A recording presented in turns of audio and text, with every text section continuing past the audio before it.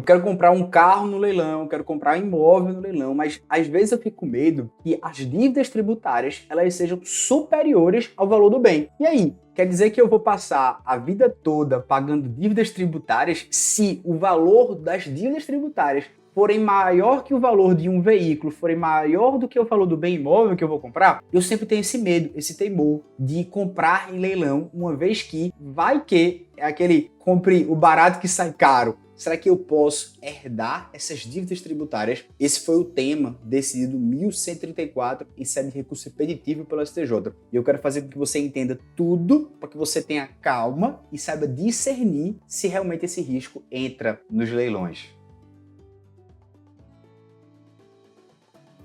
É justamente isso, meus amigos. Como é que ficam as dívidas tributárias de carros e de imóveis que foram comprados em leilão após esse tema 1134 do STJ? Me chamo Felipe Duque, sou procurador da Fazenda Nacional. Já te convido aqui a participar da maior Black Friday jurídica, escrevendo-se no link da bio do Estratégia Carreira Jurídica. Tá massa, viu? Olha só, como é o contexto histórico da responsabilidade tributária nesses leilões? É muito interessante a gente ter que ter o cuidado dessas práticas anteriores. A regra é que alguns editais de leilão, muitas vezes, eles transferiam a responsabilidade por débitos tributários pendentes ao arrematante. Então era como se fosse o seguinte: você vai comprar um imóvel que ele vale 100 mil reais, mas às vezes ele tinha 500 mil reais de dívida de IPTU. Então muitas vezes, alguns editais, eles diziam assim: olha, você arrematante que comprar esse imóvel vai ficar responsável por pagar tudo do IPTU. Então, ao invés de ter somente a subrogação real, isto é, somente os 100 mil reais respondem pelo IPTU e você não vai responder pelos 400 mil que vai sobrar,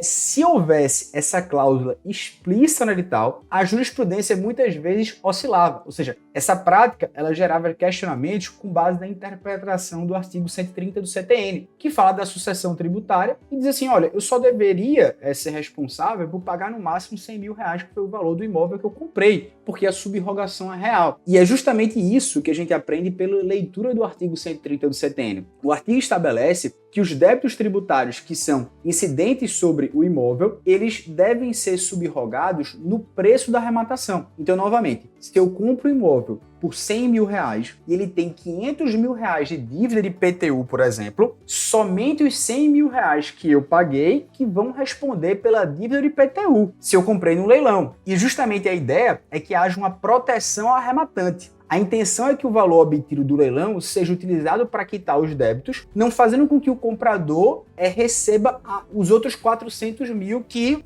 não foram suficientes para pagar o restante do IPTU. Só que isso muitas vezes gerava um grande conflito com os editais. Por quê? Algumas vezes os editais eles deixavam explícito que, ora, você só responde limitado ao teto, ou seja, aos 100 mil reais que você pagou, e outras vezes os editais eles colocavam: olha, tudo que for para trás você pode ser responsável. Então muitas vezes você que comprava um carro ou um imóvel ficava muito inseguro por causa dessa controvérsia jurídica. Ora, como é que eu vou interpretar o artigo 130 do CTN? Ele deve ser lido de maneira literal, que tão somente eu vou responder pelo valor que eu dei, e aquele valor que eu dei, ele vai ser direcionado para o imóvel, e se tiver sobras, essas sobras vão ser cobradas do antigo proprietário, do antigo dono, ou minha, que eu vou ser o arrematante. Então o STJ ele chegou para resolver o tema 1134. E disse o seguinte: olha, é inválida, eu não posso ter uma previsão em edital que atribua ao arrematante a responsabilidade por débitos tributários que já eram desse imóvel em data anterior a essa alienação, em data anterior. A base legal é justamente a interpretação do artigo 130 do CTN, porque ele interpretou o artigo 130 e falou: caramba, esse artigo 130, ele define para mim, através da legalidade, que eu não posso criar uma nova responsabilidade tributária que não tenha previsão em lei. Veja, eu estou tendo uma previsão num contrato, num edital. Então, a decisão do STJ, ela reforça o princípio da subrogação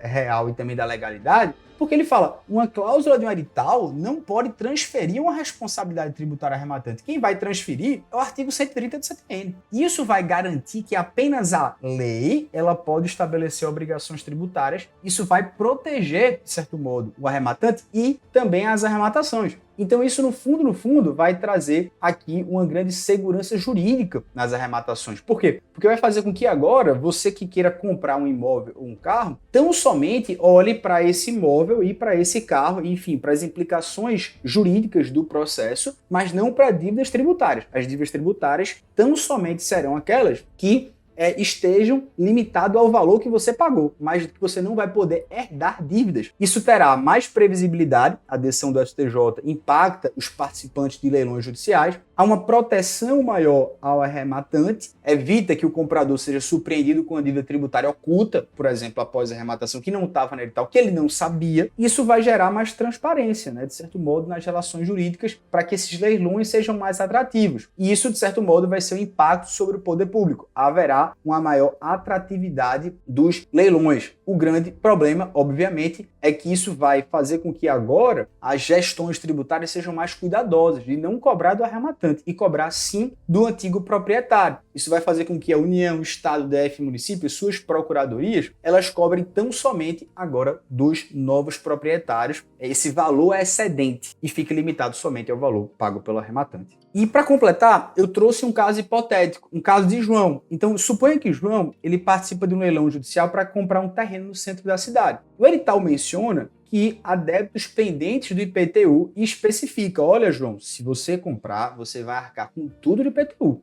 E aí João arremata esse imóvel por R$500 mil e é informado que havia uma dívida adicional, ou seja, além desses valores de R$500 mil, tinha uma dívida de 100 mil. E o impacto da decisão do STJ no caso de João é que basicamente antes dessa decisão, João ele tinha poucas possibilidades de contestar, claro, havia uma divergência jurisprudencial no STJ que tem uma cláusula expressa no edital, ele poderia responder. E agora, após essa decisão do repetitivo, João pode questionar judicialmente alegando, olha, o artigo 130 do CTN me protege. Se há uma dívida tributária fora desses R$500 mil que eu paguei, consequentemente não sou eu o responsável. E o resultado agora provável é que, com base nesse novo entendimento, o João tem grandes chances de ter sucesso na sua demanda e dizer, você não pode cobrar de mim. A única observação que eu faço, e com grande aprofundamento, é isso. A gente pode ter ainda as fraudes à execução com base no leilão. Muitas vezes, as partes elas combinam de esperar chegar o leilão para que alguém macumunhado, como a gente fala, compre para não herdar dívidas tributárias. Isso